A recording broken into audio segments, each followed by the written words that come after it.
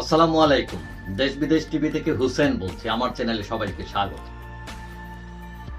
পিনাকি ভট্টাচার্য নামে এক ভদ্রলোক আছেন। তিনি একজন খ্যাতিমান ইউটিউবার, রাজনৈতিক বিশ্লেষক এবং পেশায় তিনি একজন ডাক্তার এবং করতেন কমিউনিস্ট পার্টি।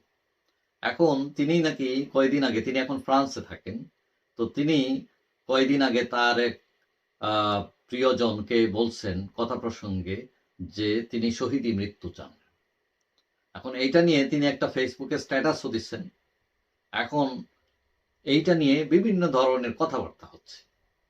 তো এখন আমরা জানি যে পিনাকি ভট্টাচার্য একসময় শেখ হাসিনা সরকারের আমলে খুব ঝুঁকিতে ছিলেন। তাকে ধরার জন্য আর্মিরা তৎপর ছিল এবং তিনি অনেকটা পালিয়ে প্রথমে চলে যান ব্যাংকক, তারপরে সামহাও তিনি ফ্রান্সে যান এবং সেখানে রাজনৈতিক আশ্রয় প্রার্থনা করেন এবং রাজনৈতিক আশ্রয়ে তিনি এখানে আছেন এখন ফ্রান্সে।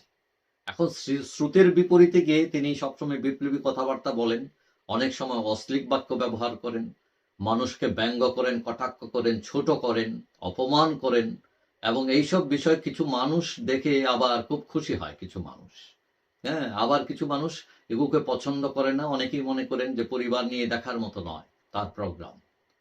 তো তার ব্যাপারে অনেক ধরনের প্রশ্ন আছে। তিনি সনাতন ধর্মাবলম্বী, কিন্তু দেখা যায় যে তিনি তার ভিডিওতে বেশিরভাগ বিশেষ ক্ষেত্রে বিশেষভাবে তিনি জামাতকে সাপোর্ট করেন, জামাত ইসলাম। তো এইটা খুব বিস্ময়ের ব্যাপার। তিনি করেন সনাতন ধর্ম এবং সাপোর্ট করেন ইসলামী দল। আবার আমাদের দেশে যত হিন্দু লোকরা আছেন, তারা সবার সাথে মোটামুটি ভারতের একটা গভীর সম্পর্ক। তিনি আবার ভারত বিরোধিতা করেন। তো এখন তিনি এর আগে শেখ হাসিনা সরকারের বিরোধিতা করতেন, গালাগালি করতেন, হুমকি দামকি দিতেন শেখ হাসিনাকে।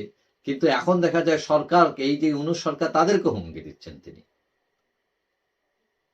এখন এই যে অবস্থা, এই অবস্থায় তিনি যে আবার শহীদ হওয়ার বাসনা প্রকাশ করেছেন, শহীদি মৃত্যু, এইটা নিয়ে স্ট্যাটাস দেওয়ার পর কেউ কেউ এরকম মন্তব্য করেছেন যে তিনি হলেন হিন্দু ধর্মাবলম্বী, তো হিন্দু ধর্মাবলম্বী শহীদ হয় কি করে? বরং ব্যাটার জামাতের সনাতনী শাখার আমির হয়ে যান তিনি। আবার একজন লিখছেন যে তিনি এক সময় বাজারে ওষুধ বিক্রি করতেন। তিনি ওই যে নর্মাল ডাক্তার নন, তিনি ওষুধ কোম্পানিতে ছিলেন এবং ওই ওষুধ কোম্পানি যেসব ওষুধ বিক্রি করতেন, এগুলা খেলেই তিনি শহীদ হয়ে যাবেন। আরেকজন লিখছেন যে শহীদি মৃত্যু চাইলে তার আগে তার খতনা করতে হবে। আবার একজন লিখছেন যে শহীদ হবার আগেই ভারত তাকে মেরে ফেলবে। আবার একজন বলছেন যে তার যে ইচ্ছা শহীদি মৃত্যু, আল্লাহ সেটা কবুল করুন, আমিন। এখন পিনাকি ভট্টাচার্য কারো কাছে খুব হিরো, আবার কারো কাছে জিরো। তিনি এতদিন আওয়ামী লীগের কথা বলছেন, এখন সরকারের বিরুদ্ধে কথা বলেন, আবার বিএনপির বিরুদ্ধে এখন কথা বলেন। তো কেউ কেউ ভাবেন যে পিনাকি আসলে ভিউ বাড়ানোর জন্য এইসব করেন, টাকা পয়সা কামানোর জন্য তিনি এইসব আজে বাজে কথা বলেন, ওরে বকাঝোকা, ওর বিরুদ্ধে লাগা, এইগুলো করেন। আবার কেউ কেউ মনে করেন যে পিনাকি ঠিক আছেন, পিনাকি হয়েছে মজলুমের বন্ধু। তিনি যারা শোষিত হয়, অত্যাচারিত হয়, নিপীড়িত হয়, তাদের পক্ষে কথা বলেন। অর্থাৎ তার কোনো দল নাই, এটাই হচ্ছে তার দল। তো এখন আমরা ঠিক জানি না যে তার নীতি আদর্শ কি রকম।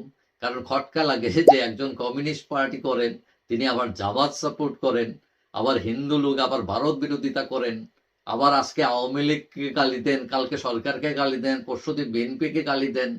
তো তিনি তার কার পক্ষে, তার আদর্শ কি, এগুলো নিয়ে বিভিন্ন মানুষের আলোচনা সমালোচনা আছে।